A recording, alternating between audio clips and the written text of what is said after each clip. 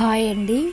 ఈరోజైతే అమ్మవారి గుడిలో రాహుకాలంలో దీపం పెడితే ఎలాంటి చీడపీడలు, శత్రుపీడలు, ఆర్థిక పరిస్థితులు, రుణ బాధలని తీరిపోతాయని అయితే అమ్మవారి గుడిలో రాహుకాలంలో దీపాన్ని అయితే వెలిగించుకున్నాను. ప్రతి అమావాస్యకు నేను చేసే నాకు తృప్తి అయిన పని ఏమంటే దేవాలయానికి పులిహోర చేసుకుపోయి అక్కడున్న చిన్న పిల్లలకి ఏదో నా శక్తి కొద్దిగా 6 మంది అక్కడ ఉన్న వాళ్ళకి అందరికీ అయితే పంచిపెట్టడం అయితే నాకు అలవాటండి. అదే పని ఈరోజు ఆదివారం వచ్చింది కాబట్టి నాకు ఒక్క అమావాస్యకు చేయకపోయినా అనేదంతా ఏదో విధంగా అయితే ఉంటుంది. ఈ విధంగా చేస్తే నాకు తృప్తిగా ఉంటుంది.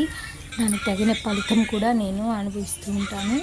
అందువల్ల అయితే ఈరోజు కంపల్సరీ ఈ పని ముఖ్యంగా చేయాలి అనుకొని రాహుకాలంలో దీపారాధన చేసి అమ్మవారికి పులిహోరని వేడించి హారతి ఇచ్చి అక్కడున్న పిల్లలకైతే పులిహోరని ప్రసాదంగా అయితే పంచిపెట్టినాను. అక్కడున్న చిన్నపిల్లలందరికీ పులిహోరను ప్రసాదంగా అయితే పంచిపెట్టి వాళ్ళైతే తృప్తిగా తిని మళ్ళీ కావాలంటే వేసుకుని తిన్నారు. ఇప్పుడు ఆ పులిహోరని ఏ విధంగా చేసుకోవాలనేది కూడా నేనైతే ఈ వీడియోలో చెప్తానండి. ఇప్పుడు మీకు ఈ వీడియో నచ్చిందంటే మన ఛానల్ లైక్ చేయండి. మరిన్ని మంచి వీడియోల కోసం మన ఛానల్ని సబ్స్క్రైబ్ చేసుకోండి. ఇక్కడ రావి చెట్టు, వేప చెట్టు 2 కలిసి ఉంటుంది. మా ఇంటికి కొంచెం దూరంలోనే ఉంటుంది ఇదైతే. అందువల్ల నేను ఎప్పుడు శనివారం కానీ అమావాస్య రోజు కానీ కంపల్సరీ అయితే రావి చెట్టు నుంచి చుట్టుకొని పోతూ ఉంటాను. ఈ రావి చెట్టుకు వేప చెట్టు కలిసిన చుట్టూ ప్రదక్షిణ చేస్తే చాలా విశేషం అయితే ఉంటుంది. ఇప్పుడు పులిహోరనైతే నేనైతే ఇంట్లో తయారు చేసుకున్నాను. నేనైతే ఇక్కడ ఒక 1/2 kg పైన అయితే రైస్ అయితే వేసుకున్నాను.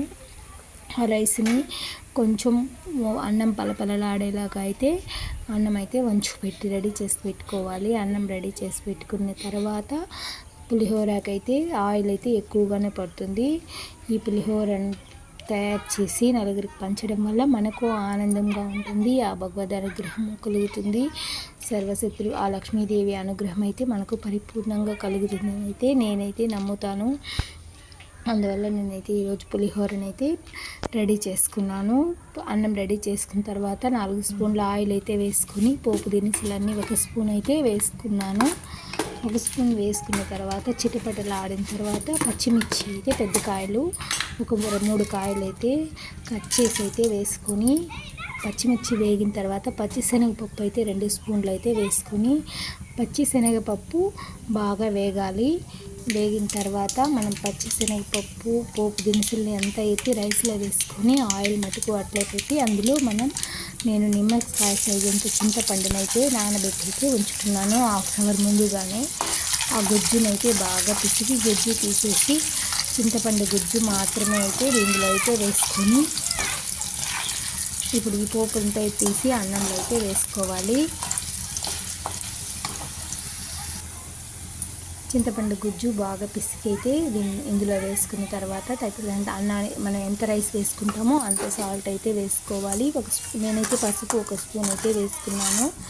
ఇప్పుడు ఈ చింతపండు గుజ్జు అంతా బాగా చిక్కబడాలి. చిక్కబడే వరకు అయితే మనం ఉడికించి ఒక 5 minutes ఉడికిస్తే చిక్కబడిపోతుంది చింతపండు రసం.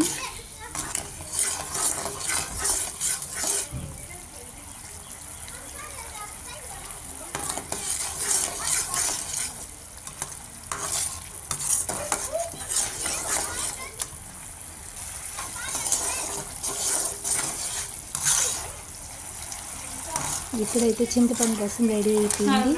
మనం రెడీ చేసుకున్న రైస్ని అయితే ఇందులో వేసి కలుపుకోవడమే. ఇప్పుడు పులిహోర అయితే మనకు రెడీ అయిపోయింది. ఈ వీడియో నచ్చితే మన ఛానల్ని లైక్ చేయండి, సబ్స్క్రైబ్ చేసుకోండి. Thank you for watching.